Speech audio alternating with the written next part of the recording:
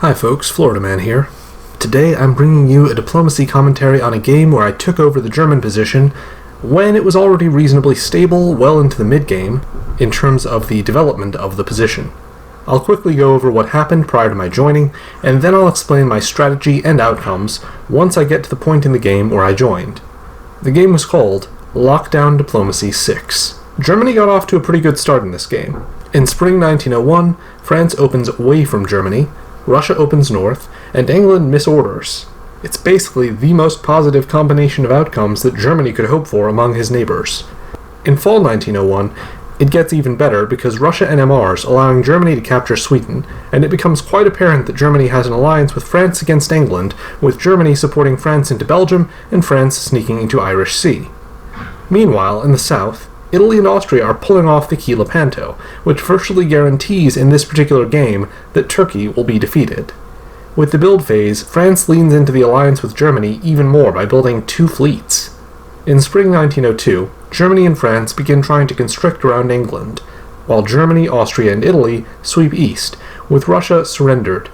This is actually a real problem, I should note, if it continues this way, because Germany will not defeat England before Austria finishes absorbing much of Russia and Turkey, and possibly Italy. If that happens, I'd expect Austria to sweep west, while France and Germany are still digesting England. However, in fall 1902, Italy stabs Austria, and Austria fails to gain anything from Russia or Turkey. Germany gets into Warsaw, but now Russia is moving again, so that occupation seems likely to be short-lived. Elsewhere, Russia walks into Sweden, which Germany vacates simultaneously. The unfortunate thing is just that the Franco-German alliance still has no English territory.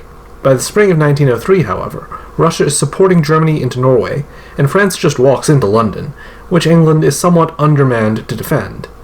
Germany gives back Warsaw, although Russia also makes the sensible decision to support its army in. To the south, Austria is fighting for its life, and it's just fortunate for them that Italy, Russia, and Turkey have no unity whatsoever and are not coordinating. In fall 1903, Austria retakes Serbia, and at this point the Italians have to regret their choice to stab, because Italy's certainly not better off than he was when he made that move. Austria does lose Romania to Russia, but Austria will remain steady with 4 units.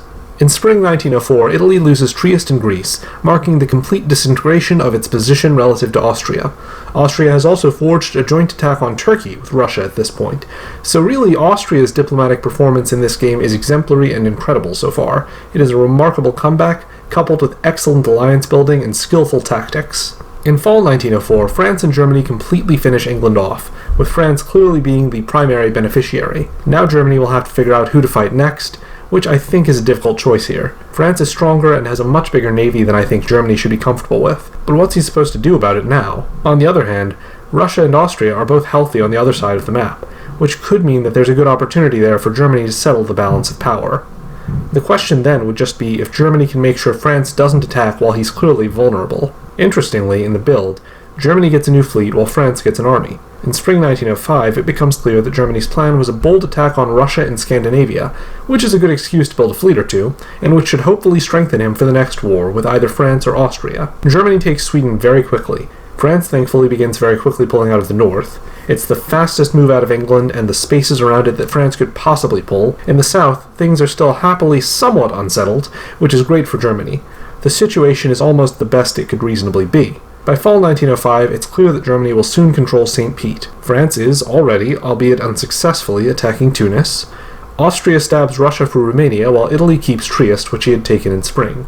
Russia surrenders again at the end of the season, which unfortunately opens him up to quickly be finished off. Spring 1906 is where Germany has its first NMR, which isn't great.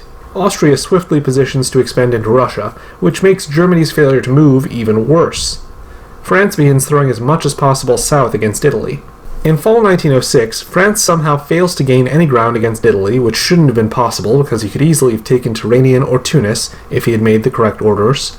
Germany surrenders at the same time, and I take over. Now I have St. Petersburg, but the big negative is that Austria has advanced much more significantly into Russia than me, and he puts a unit into Bohemia alongside an Italian army in Tyrolia that supports him in. So now the Italian and Austrian players are allied again, fighting against me and France. The unfortunate thing is that I would expect them to prevent me from expanding any further, while France will likely continue to expand at sea, creating a risk that either France stabs me, or that he continues to expand and gets closer and closer to a solo without disrupting our alliance. At this point, France and I begin stonewalling Austria in the center of the map. This is how 1907 is spent. France is slowly making incremental progress to the south, while neither Austria nor I can make progress while opposing each other in the center. The outcome of the game seems so set, and so likely to be a slow slide into stalemate to me, with Italy likely to eventually disappear, that I actually propose a 3-power draw in 1907, including me, France, and Austria. France turns it down, so the game continues, however. 1908 is a reflection of 1907, but Austria captures Warsaw while I convoy my army from England to assist in the defense against the Austrians. With spring 1909, Austria and I remain deadlocked, but France captures Tunis in the south. It seems I'm looking down the barrel of a long endgame where I'll probably fail to advance much for the foreseeable future.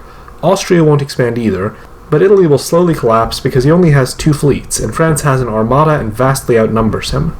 Fall 1909 confirms this, with France capturing Ionian Sea, which all but guarantees that he'll continue to expand east unless something changes.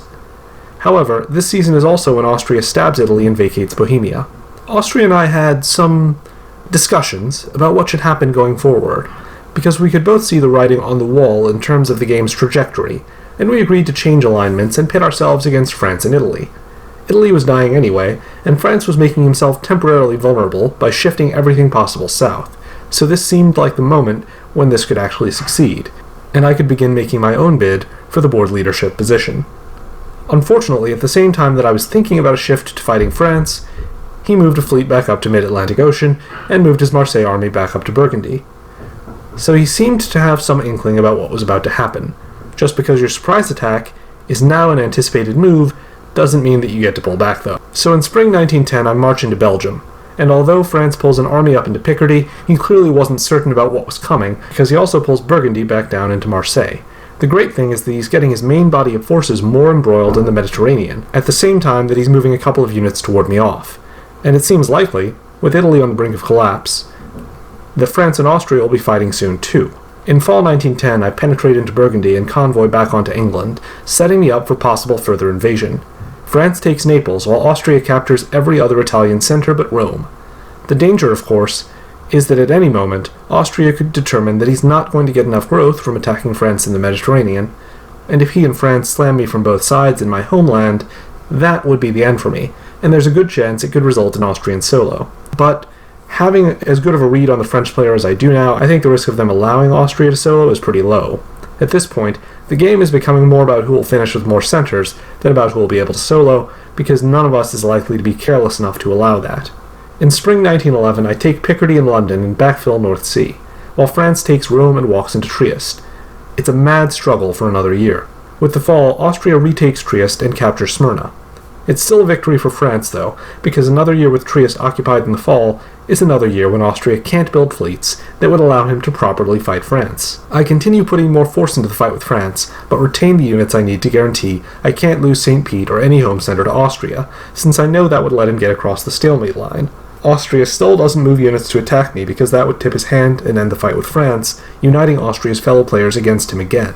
With the build phase, I get a fleet, knowing again that I have plenty of armies and that I need to free up a fleet for the fight with France. In spring 1912, I take a chance and move my fleet in Norway out to fight France. If Austria anticipated that I was doing this, it would be the best moment to move up into Livonia and try to force St. Petersburg in the fall.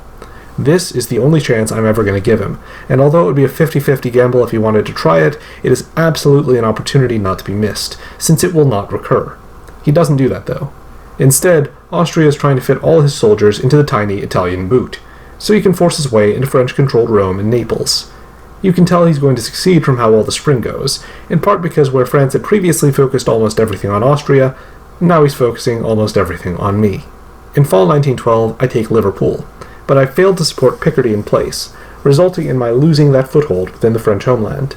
Similarly problematic, France has as many fleets in the north as I do now, all lined up next to England, ready to try and retake the island, which I anticipate would cause me some problems. Austria takes Rome, which means I have to anticipate that Austria will begin looking elsewhere for expansion. In the build phase, Austria finally gets a fleet, which allows me to entertain the idea that Austria might actually be of help against France.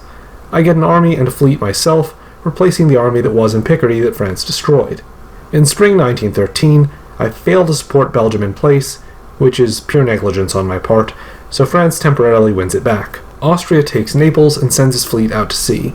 The game is looking less sustainable for me now, unfortunately, with Austria's forces mostly free to consider other objectives besides the already conquered Italian centres, namely my centres. In fall, I retake Belgium, and Austria makes the unfortunate decision to finally throw units at my home centres in St. Petersburg. I knew that wasn't likely to go anywhere, and I was able to very quickly and easily make peace with France, with Austria obviously now a solo threat.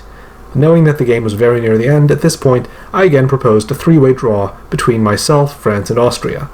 This time it was Austria that declined it. However, in the build phase, I got a new army, and with spring 1914 orders processed, I think Austria could see France and I were reunited, and he wouldn't be able to eke out a solo here. So he proposed the draw himself, and we concluded the game. I hope you enjoyed this diplomacy commentary. It was a little bit of an odd game experience for me. I joined what I consider to be a fairly mature game nearing the end point, not usually the games that I like to pick up, but I ended up playing for longer than the original Germany had, since I joined at the end of 1906, but it finished in 1914. I don't think there's much I could have done differently, but I'm curious what mistakes folks would suggest I or the original German made that prevented us from potentially reaching solo. If you liked this, please like and subscribe to Florida Man Diplomacy.